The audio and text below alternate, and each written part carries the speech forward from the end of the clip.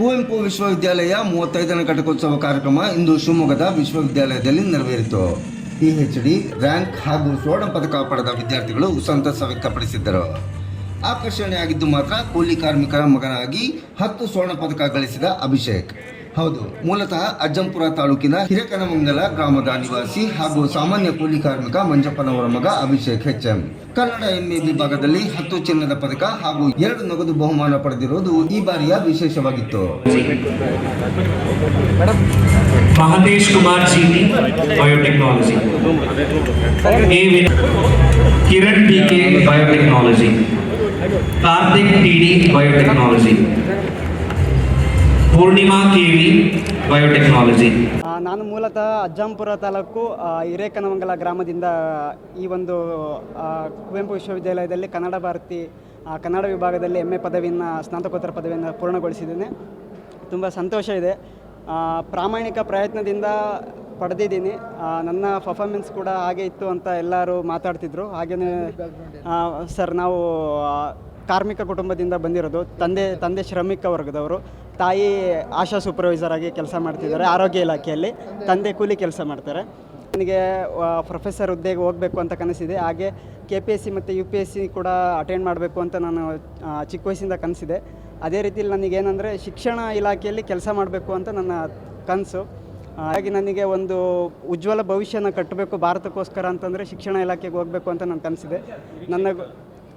Sir, ನಿರೀಕ್ಷೆ ಅಂತಂದರೆ ನನಗೆ ಟಾಪ್ 5 ಒಳಗೆ ಬರ್ತೀನಿ ಅನ್ನೋದೊಂದು ನಿರೀಕ್ಷೆ ಇತ್ತು. ಟಾಪ್ 5 ಒಳಗೆ ಬರ್ತೀನಿ ಅನ್ನೋ ನಿರೀಕ್ಷೆ ಇತ್ತು. ಪ್ರಥಮ ರ್ಯಾಂಕ್ ಸಿಕ್ಕಿರೋದು ತುಂಬ ಖುಷಿ ಕೊಟ್ಟಿದೆ. ನಮ್ಮ ಸರ್ಗಳೆಲ್ಲ ಹೇಳ್ತಿದ್ರು, ನಿನ್ನ ಪ್ರಾಮಾಣಿಕ ಪ್ರಯತ್ನಕ್ಕೆ ನಿನಗೆ ಲಭಿಸಿದೆ, ಯಾವಾಗಲೂ ನಿನ್ನ ಪ್ರಯತ್ನ ಬಿಡಬೇಡ ಅಂತ ಹೇಳ್ತಿದ್ರು. ಯಾಕೆಂದರೆ ನಾನು ದ್ವಿತೀಯ PUC ಹಂತದಲ್ಲಿದ್ದಾಗಲೂ ಸ್ಟೇಟಿಗೆ 2nd ರ್ಯಾಂಕ್ ಬರಬೇಕಾಗಿದ್ದವನು ಇಂಗ್ಲೀಷ್ ಸಬ್ಜೆಕ್ಟಲ್ಲಿ ಸ್ವಲ್ಪ ಸ್ಕೋರ್ ಡೌನ್ ಆಗಿದ್ದರಿಂದ ವ್ಯಾಲ್ಯೂಯೇಷನ್ ಇದರಿಂದ ಸ್ವಲ್ಪ ಮಿಸ್ ಆಯಿತು. ಮತ್ತು ಡಿಗ್ರಿ ಹಂತದಲ್ಲೂ ರ್ಯಾಂಕ್ ಸ್ವಲ್ಪ ವ್ಯಾಲ್ಯೂಯೇಷನ್ ವ್ಯತ್ಯಾಸದಿಂದ ಮಿಸ್ ಆಯಿತು. ಆದರೆ ನಾನು ಛಲ ಬಿಡದೆ ನನ್ನ ಗುರುಗಳಿಗೆ ನಾನು ಏನಾದರೂ ಒಂದು ಡೆಡಿಕೇಟ್ ಮಾಡಬೇಕು, ನನ್ನ ತಂದೆ ತಾಯಿಗಳಿಗೆ ಈ ಮೂಲಕ ಏನಾದರೂ ನಾನು ಕೊಡಬೇಕು ಅನ್ನೋದೊಂದು ನನ್ನಲ್ಲಿ ಹಠ ಇತ್ತು. ಹಾಗಾಗಿ ನಾನು ಈ ಒಂದು ಪ್ರಯತ್ನ ಮಾಡ್ತಿದ್ದೆ. ಎಕ್ಸಾಮ್ ದೃಷ್ಟಿಯಿಂದ, ಪರೀಕ್ಷೆ ದೃಷ್ಟಿಯಿಂದ ಯಾವತ್ತೂ ಓದ್ತಿರಲಿಲ್ಲ. ಕೇಳಿ ನಾನು ಬೇಸಿಕಲಿ ಸಾಹಿತ್ಯ ವಿದ್ಯಾರ್ಥಿ. ಸಾಹಿತ್ಯದ ಹುಚ್ಚು ಜಾಸ್ತಿ. ಏಕೆಂತಂದರೆ ನನಗೆ ಕನ್ನಡ ಅಭಿಮಾನ ಹೆಚ್ಚು. ಏಕೆಂದರೆ ನಾನು ಹುಟ್ಟಿದ ದಿನಾಂಕನೂ ಕೂಡ ನವೆಂಬರ್ 1 ಆಗಿರೋದ್ರಿಂದ ಏನೋ ಗೊತ್ತಿಲ್ಲ, ಕನ್ನಡದ ಸೆಳೆತ ಜಾಸ್ತಿ.